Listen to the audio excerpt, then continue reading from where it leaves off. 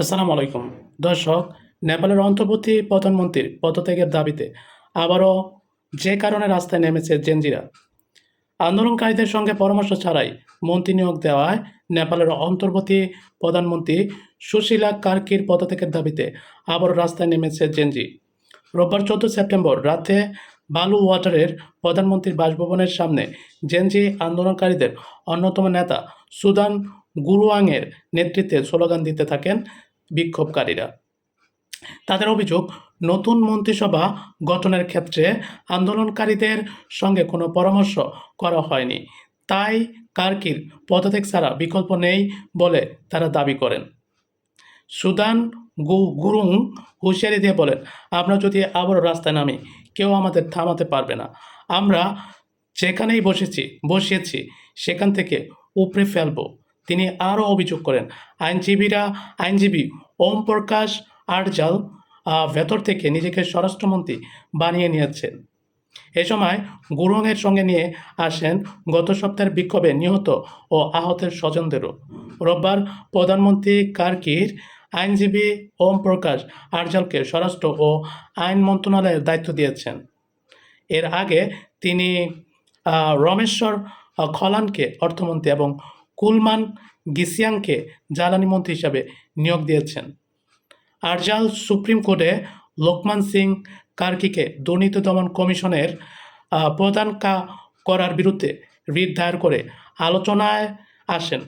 তিনি দীর্ঘদিন ধরে জনস্বার্থ সংশ্লিষ্ট মামলায় লড়াই করছেন এবং কাঠমান্ডু মহানগর কর্পোরেশনের আইনি উপদেষ্টা হিসাবেও দায়িত্ব পালন করছেন। আইনমন্ত্রী রমেশ্বর খলান সাবেক অর্থসচিব। তিনি কেপি শর্মা ওলি সরকারের কাছে সম্প্রতি অর্থনৈতিক সংস্কার কমিশনের চেয়ারম্যান হিসেবে 447 পৃষ্ঠার প্রতিবেদন জমা দিয়েছিলেন। অন্যদিকে কুলমান গিসিং বিদ্যুৎ কর্তৃপক্ষের সাবেক ব্যবস্থাপনা পরিচালক হিসাবে লোডশেডিং কমিয়ে জন আস্থা অর্জন করেছিলেন। তবে ওলি সরকার তাকে সরিয়ে হিতেন্দ্র দেব শর্মাকে বসায়, যা জনরোষ সৃষ্টি করেছিল। সূত্র জানিয়েছে, কার্কি প্রথমে ফোনে 3 জনের সঙ্গেই আলাদাভাবে কথা বলেন, পরে অফিসে ডেকে আলোচনার মাধ্যমে চূড়ান্ত সিদ্ধান্ত নেন। এর আগে তিনি সিনিয়র অ্যাডভোকেট সবিতা ভান্ডারীকে অ্যাটর্নি জেনারেল হিসেবে নিয়োগ দেন।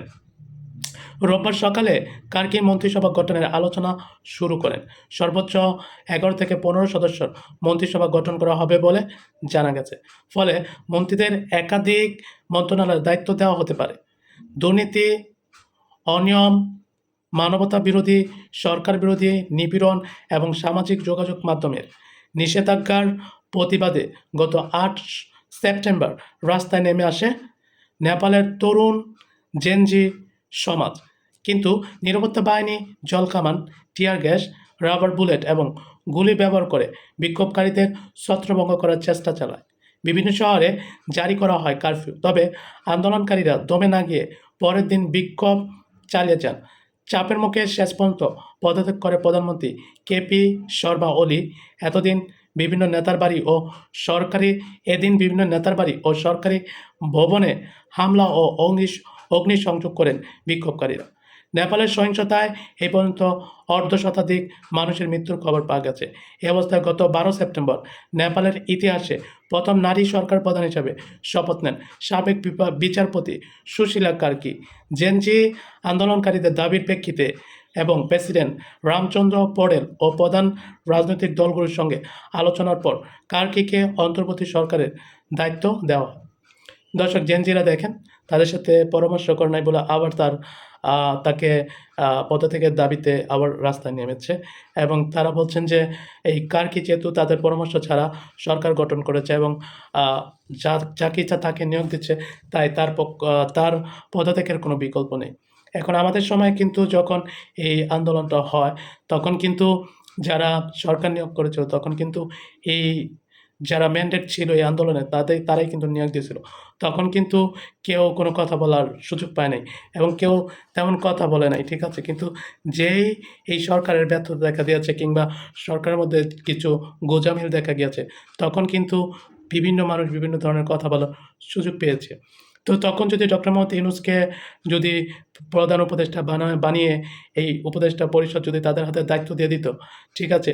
ডক্টর মোহাম্মদ ইউনূস যদিও তার নিজের ইচ্ছামতো অনেককে নিয়োগ দিয়েছেন, তারপরে কিছু যেহেতু তাদের রেফারেন্সে নিয়োগ দেওয়া হয়েছে, এটা যদি না করতো তাহলে কিন্তু আমাদের যারা জেনজিরা ছিল তারাও কিন্তু রাস্তায় নামতো। তো ডক্টর মোহাম্মদ ইউনূস এর সাথে প্রধান উপদেষ্টা সহ যারা এই স্টক হোল্ডার ছিল আন্দোলনে, তারাও কিন্তু ২ জন ছিল। এরপরে মাহফুজ যুক্ত হয়। এছাড়া তাদের সাথে পরামর্শ করেই কিন্তু আরও কয়েকজনকে নিয়োগ দেওয়া হয়েছে। কিন্তু এই নেপালের যে জেনজিরা আছে তারা শুধু এই সুশীলা কার্কিকে নিয়োগ দিয়েছিল। কিন্তু এরপরে যাদের তিনি নিয়োগ দিয়েছেন তার ইচ্ছামতো দিয়েছেন। তিনি এই যে এই আন্দোলনে জেনজি আন্দোলনের যে প্রধান ছিলেন সুদান গুরুং, তার সাথে আলোচনা না করেই অন্যদের নিয়োগ দিয়েছেন। এজন্য তারা আবার নতুন করে বিক্ষোভে নেমেছেন এবং তারা বলছেন যে সুশীলা কার্কির পদত্যাগ ছাড়া বিকল্প কোনো রাস্তা নাই। তো দেখা যাক পরবর্তীতে কি হয়, আমরা সেটা হয়তোবা জানতে পারব। তো ভালো থাকবেন। আল্লাহ হাফেজ। আসসালামু আলাইকুম।